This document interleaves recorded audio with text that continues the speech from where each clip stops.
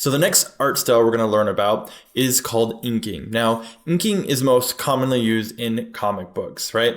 And it's typically defined by all or most of the shadows being blocked out in large sections of black ink, hence the name inking, right? And then the rest of it is colored in with a colorist. So typically the process starts with pencils, where the artist will pencil in the design, and then it goes to the inking stage where they take black ink, and a lot of this can be done digitally or traditionally, and it's very commonly done both. But then a black inking layer is done where all the penciling is covered up with black ink, and then a colorist comes in lastly and adds any sort of colors or effects on top of that.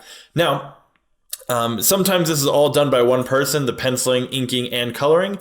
Other times, different people do it, separate jobs. One person pencils, someone else inks, and someone else colors. For this, we're going to assume you're going to be doing all three. And so we're going to pencil, ink, and color our entire image from beginning to end.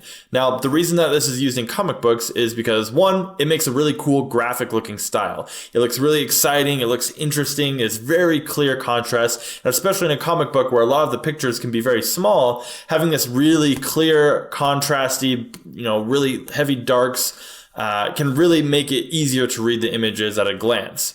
So the other benefit is that it's relatively quick compared to other types of painting where you might render, for example. Say you're doing the cover for a book, you might take a lot of time to really detail everything and make it look really perfect. But when you're doing a comic book, most of the time, you just don't have that kind of time. And for a lot of people, it's not going to be an option to spend that much time rendering something because it's simply too slow. So inking is a way for things to go very quickly while still having a really awesome dynamic look.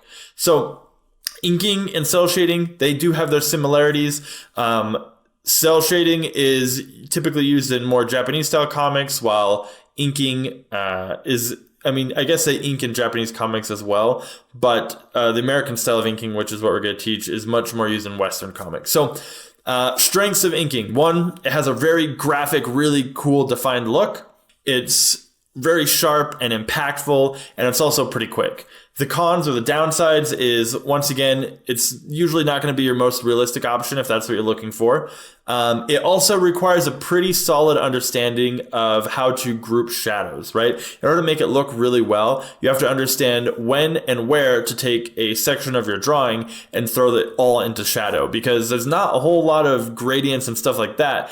All of your shadows are going to be in big chunks and blocks. And so being able to understand lighting well is definitely a must for this style. So anyways, that being said, let's jump in and start learning how to ink, and I'll see you guys in the next lecture.